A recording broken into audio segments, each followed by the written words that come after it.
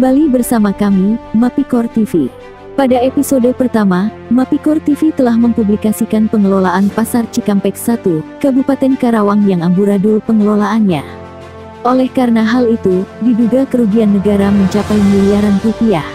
Dari hasil investigasi lanjutan jurnalis Mapikor TV, ternyata laporan masyarakat yang diterima benar adanya.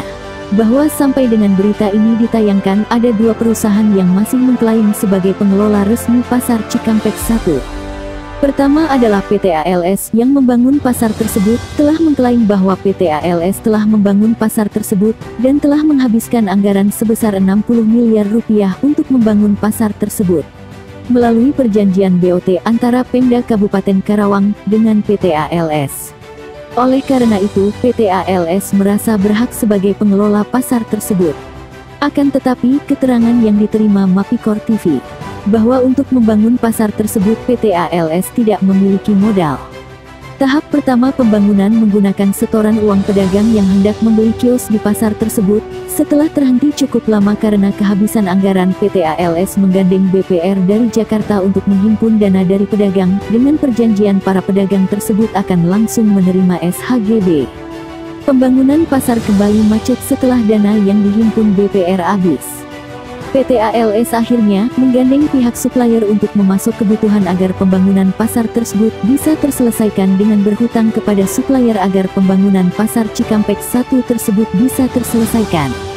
Informasi yang diterima bahwa sampai saat ini PT ALS masih berhutang kepada pihak supplier.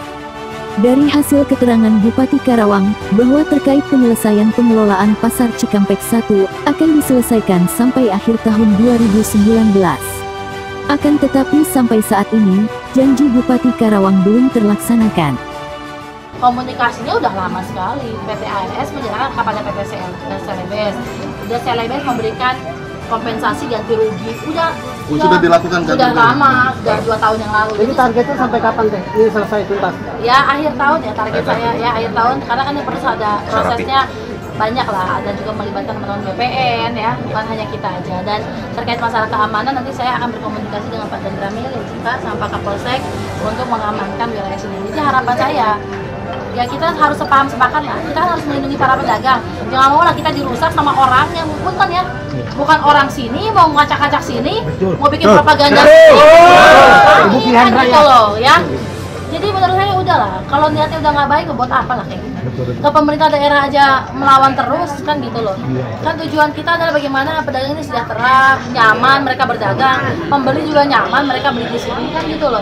Karena Cikampek ini ya menjadi representasi orang untuk berbelanja, membeli kebutuhannya di sini. Ya, itu mungkin dari saya, terima kasih. Mungkin Pak Gunadi ada tambahan. Pak, teknisnya sendiri seperti apa nanti Pak? Ya, teknisnya sendiri. Jadi kita hari ini yang penting ada legitimasi kita untuk bisa menguasai pengambil alihan Pasar Cikampek 1 ini. Ya, hari ini murni 100% adalah hak pemerintah daerah untuk mengelola ini.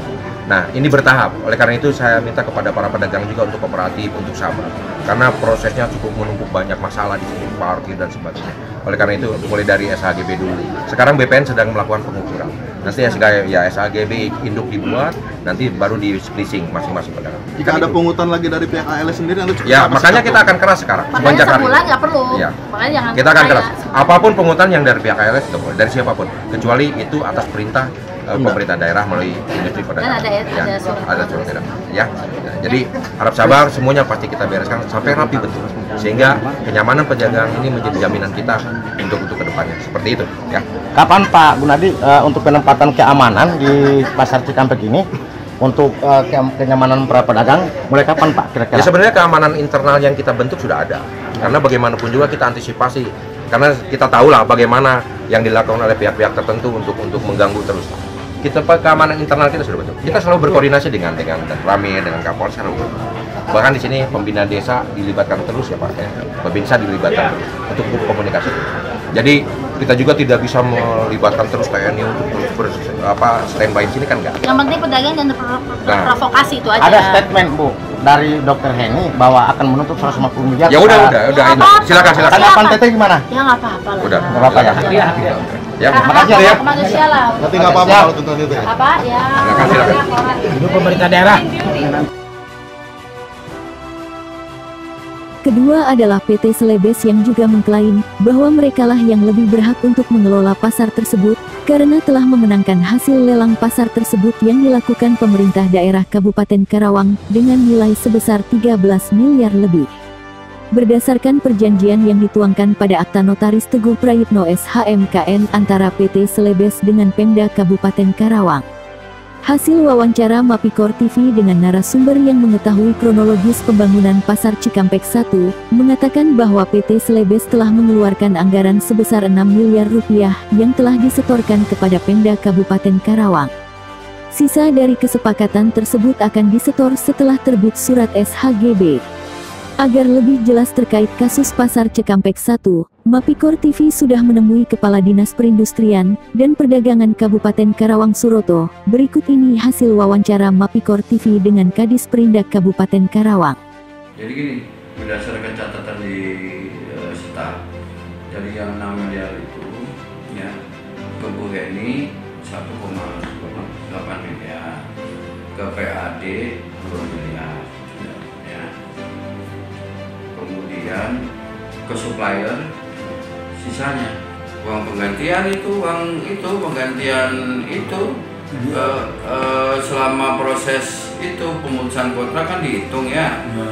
Nah ya, kalau memang seperti itu Pak, ini kita mau kembali lagi ke arah yang dinamburadul banget pengelolaannya. Nah, Bu ini bangunnya dari jual kios itu dia. Jadi penjualan kiosnya. Ya sudah hampir dijual semua, sudah diagunankan ke BPR kan, ya. Jadi pedagang itu banyak yang sudah bayar ke BPR. artinya berarti menurut Bapak pertanyaan terakhir, urusan pasar itu dengan Bu Heni atau dengan ALS sudah clear ya Pak? Enggak, kalau dengan ALS itu urusannya dengan Pemda, hitungannya katanya dengan verifikasi jumlah kios yang 7,79 miliar. Kan versinya Bu Heni 179 kios itu yang belum di offer atau dijual belikan atau dipegang oleh pedagang, tapi versinya Pemda itu nggak sampai 179 kios karena yang lain sudah dijual belikan 1 taman, 2 taman, 3 taman oleh Bu Heni. Tinggal mungkin 370 kios atau 80 kios gitu. Sampai saat ini ya Pak? Iya, makanya Pemda bayarnya kan nggak mau bayar yang 7,79 tapi berdasarkan real yang ada di lapangan. Prinsipnya Pemda Iya. mau bayar ya? Bayar, udah yang penting ayo diakurkan bener yuk yang mana kiosnya gitu. Begitu. Mau bayar memang kalau 7,79 ayo yang paling penting. Pemda aman ya, nggak pusing lagi ya. Nggak mau repot udah. Cuma yang bener dong kiosnya ditunjukin, yang mana yang belum gitu loh ya. Yang belum dijual mana? Kan kalau dijual kan berarti hak pengelolaannya oleh Celebes gitu kan ya. Ini kan lucu, dari hasil dengan Pak Sutrisno itu kan jelas bahwa sebenarnya ALS nggak punya uang Pak. Iya. Kalau dilihat kronologis pembangunan. Iya. Iya.